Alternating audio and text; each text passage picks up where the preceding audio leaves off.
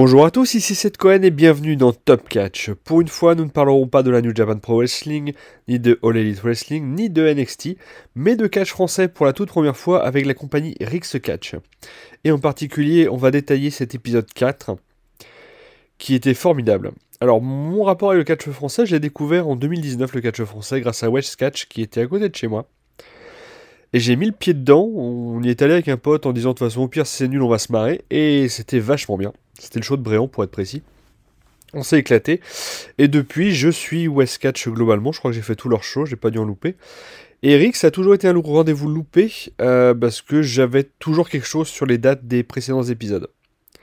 Le 0, le 1, le 2, puis après il y a la pandémie. J'ai fait Comble Sac l'année dernière qui était assez cool, même si le climat était contre le show, avec un main event glissant. Mais c'était hyper cool, il y avait une bonne ambiance et des bons workers. Et là, j'ai enfin pu y aller pour ce fameux match en catch et surtout pour le lancement du titre Rix. On y reviendra un peu plus tard dans cette vidéo. Donc oui, j'ai hésité à faire cette vidéo, mais c'est en voyant une vieille vidéo de Cody sur les rebuts du catch qui disait que quand c'est positif, faut pas hésiter à en parler et que même s'il y a du négatif, c'est constructif. Donc allons-y, on va commencer par parler de l'organisation. De l'organisation, c'est hyper pro. Le ring aux couleurs de la fédération, donc jaune et noir, tout ce qui est côté entrée, table des commentateurs, avec les bannières Rix, la petite porte d'entrée, l'écran géant, les petites animations, donc toutes les photos qui vont servir à ma vidéo sont des produits officiels mis sur les réseaux sociaux. C'est hyper pro, c'est-à-dire que c'est le même matos que j'utilise pour faire mes autres vidéos Top Catch. Et encore, chez New Japan, c'est plus bordélique que ça. C'est pour dire à quel point ils se donnent les moyens de réussir. Et pour une structure française aussi jeune, c'est vraiment très cool. Donc il y a une identité, il y a un travail qui est incroyable de ce côté-là, en plus de la promotion. Voilà, je me répète, mais les vignettes, etc., tout est hyper pro, hyper propre. On a un duo de commentateurs qui marche à la perfection avec Cody en face, qui est naturellement face. Il n'en rajoute pas, il n'en fait pas des caisses, il a un aura sympathique, il en joue. Et de l'autre côté, on a Cyrano en heel qui est formidable. Vraiment, il est drôle. Il réagit magiquement face au public. Il a toujours les mots justes. Et ça doit pas être si facile que ça.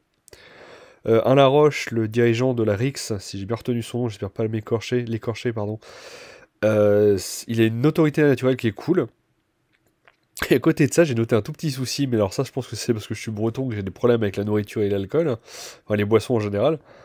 La vache, c'est dommage, parce que pour faire partie d'un club sportif, c'est du bénéf facile. Et là, c'est pas ouf, hein. À la pause, on nous propose pas grand-chose. Alors qu'on est en Bretagne, on a des brasseries locales, ce serait peut-être cool, même si c'est un peu plus cher, mais c'est pas grave, d'avoir un peu de qualité là-dessus. Mais voilà, c'est de l'enculage de mouche, très clairement, c'est un petit point qui corrigeront peut-être à l'avenir, ils sont encore très jeunes. Mais ouais, et surtout en hiver, j'aimerais bien manger un peu de chaud aussi. Mais voilà, bref, je vais pas m'attarder là-dessus parce que c'est ridicule. Mais après, j'ai peut-être des notions légales que je n'ai pas et qui expliquent peut-être cela. Mais voilà, on va s'arrêter là-dessus et on va passer à la carte. Je vais prendre les matchs dans l'ordre du show plutôt que de les noter parce que c'est ridicule.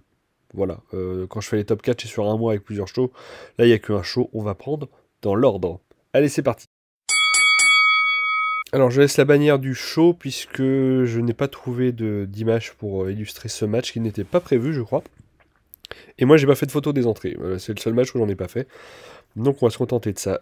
Pas grand chose à dire sur ce match. C'était un opener assez cool. Plaisant à voir, rapide, etc. Par contre, ce flottement sur la fin. C'est-à-dire que de là où j'étais positionné, je ne comprends pas que l'arbitre fasse le tomber. Du coup, il y a eu un espèce de blanc dans la salle. Et heureusement que les habitués des shows ont foutu le bordel en gueulant sur l'arbitre.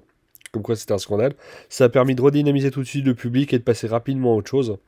C'est pour ça que j'ai très hâte de voir la version commentée. Pour savoir ce qui s'est passé ou comment c'est justifié. Ça peut être très intéressant à voir. Parce que c'était vraiment bizarre dans le public. On comprend pas. Mais c'était cool. Vraiment le match, bonne performance des deux, assez court. Le look de Jacob Vadok, pardon. C'est formidable. L'idée est excellente. Bref, je vais pas trop m'attarder parce que j'ai pas beaucoup de temps, faut pas que je dépasse les 15 minutes, donc on va passer au match suivant tout de suite. Et voici un match qui... Ah putain. Et voici un match qui clôturait une rivalité, ou je sais pas si elle continuera, mais qui a l'air de clôturer une rivalité en tout cas, entre les Enfants Terribles et les Playboys du Ring, qui avait commencé via Excentrépide, si je dis pas de bêtises. Vraiment très cool. J'aime beaucoup les Enfants Terribles avec Gustave Lebrun et Balzac, qui ont des looks, des attitudes que j'adore. C'est ça qu'on aime dans le catch, c'est des trucs qui sortent un peu de la norme. Là, ils ont vraiment un truc hyper franchouillard qui correspond très bien avec le packaging de la Rix. Les Playboys du Ring, c'est pareil, ils sont packagés excellemment bien. Le match était très cool à voir. Et ce que j'aime aussi avec la Rix, c'est qu'ils mettent des petites graines pour les épisodes suivants. Et là, un truc très con, voilà, Gustave Lebrun va se faire attaquer par Jacob Vadox, qui explique sa victoire précédemment en plus. Il tente de se rapprocher de Balzac, ça ne marche pas. Donc à suivre, je pense qu'on aura certainement un Gustave Lebrun versus Jacob Vadoc dans l'épisode 5. Mais voilà, à suivre, et ça c'est cool. Merci de faire du storytelling. C'est bien. C'est très très bien. Et maintenant, on va passer aux choses sérieuses. Et donc, on débute le tournoi pour le titre. Je vous ai mis la photo que j'ai prise. Le titre est magnifique. Encore une fois, c'est hyper pro. Pour une jeune structure, j'hallucine, moi, clairement. Hein, voilà, c'est professionnel. Il n'y a pas d'autre mot. La ceinture est magnifique. Et donc, on débute ce tournoi avec MBM, que je voulais voir depuis très longtemps, et Aaron Achille Rami, que je ne connais absolument pas, même de nom. C'était cool. J'aime beaucoup MBM. Cette espèce de Orange Cassidy, excusez-moi pour la référence américaine du coup, mais plus brutale. Franchement, j'ai beaucoup ri. En plus, Aaron Rami réagissait hyper bien avec lui. Il y avait une très belle alchimie. C'était un bon moment de déconne. Je sais qu'il y en a qui n'aiment pas le catch comédie. Moi, ça me va quand c'est bien fait. Et là, c'était bien fait. Je me suis bien marré. Il y a eu des bons moves, il y a eu des bons moments. Après, le souci que j'ai eu, c'est que comme j'étais à l'opposé de la caméra principale, on voyait un petit peu les enchaînements. Je crois que c'est Aaron qui allait un petit peu vite sur les enchaînements. Et on voyait que ça touchait pas, mais on était dos à la caméra. Donc normalement, sur le YouTube, ça va être excellent. Je vais peut-être redécouvrir le match à ce moment-là d'ailleurs. Donc un très bon opener de tournoi. Avec une victoire de MBM. Que j'ai hâte de revoir du coup, que je vais revoir au mois de décembre. Voir jusqu'où il peut aller parce que j'aime beaucoup son attitude, son catch. Et il y a un gros potentiel, il m'a vraiment éclaté, vraiment grosse révélation. Et pareil, Aaron Rami, si j'ai l'occasion de le revoir, j'irai volontiers voir ce qu'il fait d'autre. Et on passe au match suivant. Deux mecs que j'adore s'affrontaient, un allait forcément disparaître du tournoi et ça allait être triste.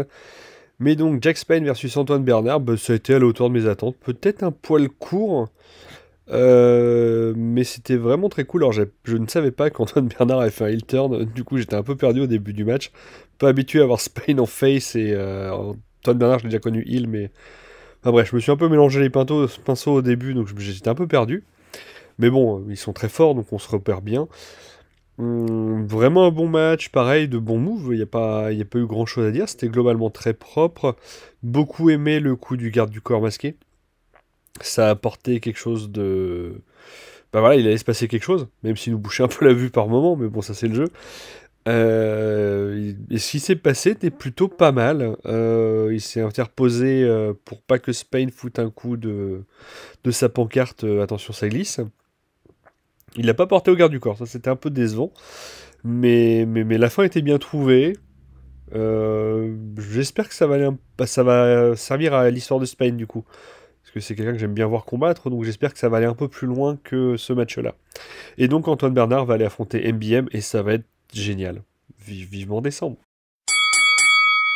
Et là, on arrive à la pépite, le show stealer. Mike DiVecchio versus Aigle Blanc. Bon, Aigle Blanc, moi je le connais, c'est toujours propre. J'ai été déçu qu'une fois par lui. Mais sinon, waouh, ce mec, c'est un ouf. C'est incroyable ce qu'il peut faire dans un ring. Et Mike DiVecchio, c'est comme MBM, ça fait longtemps que je voulais le voir. Et là, j'étais très curieux de l'opposition de style entre le mec hyper baraque et le voltigeur Aigle Blanc. bordel, c'est le meilleur match que j'ai vu en live, donc depuis 2019. Waouh! Les mecs, vous avez envoyé, c'était... Alors c'est parti assez lent. Ça me fait penser un peu au début de la New Japan, ça se regarde, ça stat, etc. Et après on est parti dans un spot fest avec des nearfall à gogo. Et bordel, j'ai beau avoir l'habitude de regarder du catch, j'ai mordu à beaucoup de nearfall. À deux ou trois moments, j'ai cru que c'était fini. Les mecs se relèvent, le public était en fusion.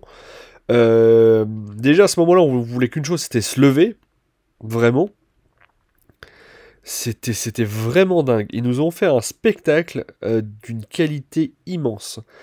Même en voyant ce que j'ai vu à la télé, après l'expérience live rajoute j'ai pas les mots. Enfin, voilà, en live c'est toujours mieux qu'à la télé de toute façon. C'est un des meilleurs matchs que j'ai vu cette année tout court. Les mecs, vous avez été énormes. Ce match, je crois que Cody a annoncé que le show allait être gratuit sur YouTube. Regardez ça. Vraiment, regardez ça. Et donc en plus, très bon choix d'avoir mis Aigle Blanc en vainqueur, puisque ça ne spoilait pas le résultat suivant. Je m'explique, Mike DiVecchio est over de ouf. Quand il est rentré, ça s'est senti tout de suite. Donc s'il avait gagné, Francisco allait gagner derrière. J'ai l'impression qu'il essaie de respecter vraiment la parité heel-face sur les matchs. Et Aigle Blanc étant heel en Bretagne à cause de Westcatch, et ben on savait pas. C'est un mec qui peut rapidement être face, donc si c'était Francisco qui était passé, Aigle Blanc aurait pris le rôle de face sans problème. Si c'est Archer qui passe, il garde son rôle de heel breton, là, où personne ne peut le saquer, et ça marche parfaitement. Donc très très bien joué. Et match à voir, vraiment foncez le regarder. Excellent. Et maintenant le main event, le fameux cage match. Donc Tristan Archer versus Davis Francisco dans la cage que je vous montre ci-dessus. Après on va passer à la vignette du match. Alors, c'était vachement bien. Mais, et c'est pas de leur faute, le problème c'est qu'on a fait le match du coup précédent en fusion. Et que pour des raisons de sécurité, ce qui est tout à fait normal, on s'est retrouvé dehors où il faisait très froid. Du coup, le début de match, c'était hyper dur de s'y remettre. Et il y a eu un truc très intelligent, ils ont commencé à l'extérieur. Très très bien. Ça a remis le public petit à petit dedans, ils ont vraiment fait le tour. Ils ont combattu à côté de moi, ils ont combattu auprès des commentateurs, ils ont vraiment fait le tour du ring, c'était vraiment très cool. Ensuite, l'entrée en cage était vraiment fun. Alors, c'était pas un match hyper impressionnant, ouais, sauf le spot final, faut pas déconner non plus.